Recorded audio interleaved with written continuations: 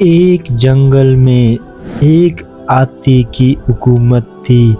بہت طاقتور دکھائی دیتا تھا، لیکن دن بھر تالاب کے کنارے سست بیٹھا رہتا اور اپنے دوستوں کے ساتھ وقت گزار دیتا۔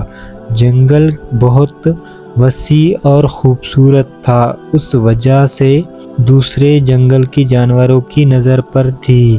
دشمن پہلے بھی ایک دفعہ حملہ کر چکا تھا، لیکن شیر کے گروہ نے دشمنوں کو مار بھگایا۔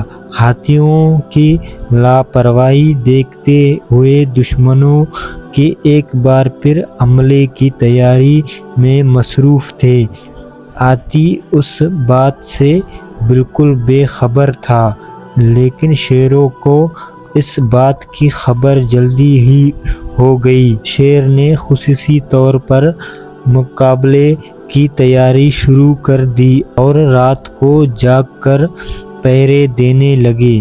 شیر نے ایک دن ہاتھی اور تمام جانوروں کو اکھاڑے کا اور خطرے سے آگاہ کیا۔ یہ بات ہاتھی کو بری لگی، لیکن اس نے آخر شیر کہنا کیا چاہتے ہیں۔ شیر نے کہا کہ پڑوسی کے جنگل کے جانوروں کی کسی بھی وقت ہم پر حملہ کر سکتے ہیں۔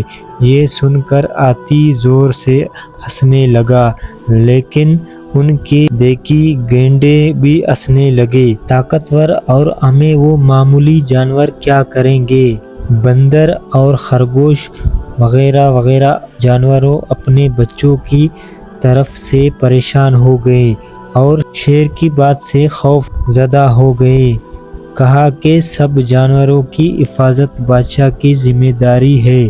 ہاتھیوں نے یہ بات سن کر شیر کی باتوں میں سچائی تھی، اور یہ سچائی ایک دن ہاتھیوں اور گینڈوں پر واضح ہو گئی۔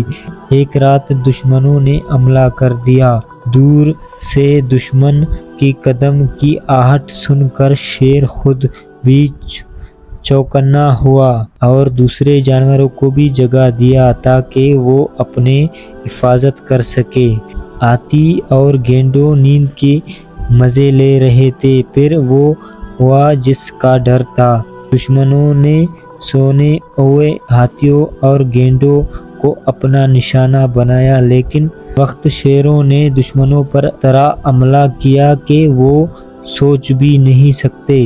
لڑائی کافی دیر تک ہوئی۔ صبح ہونے کے آثار نظر آنے لگے۔ صبح کا روشنی میں دشمن جانوروں کی ہاتھی اور گینڈے کی خاص تعداد ہلاک ہو گئی۔ ابھی ہر طرف امن کا فضا تھی۔ سب جانوروں کے مشوروں سے ایک عقل مند اور ذہین شیر کو بادشاہ کے عہدے پر فائز کر دیا۔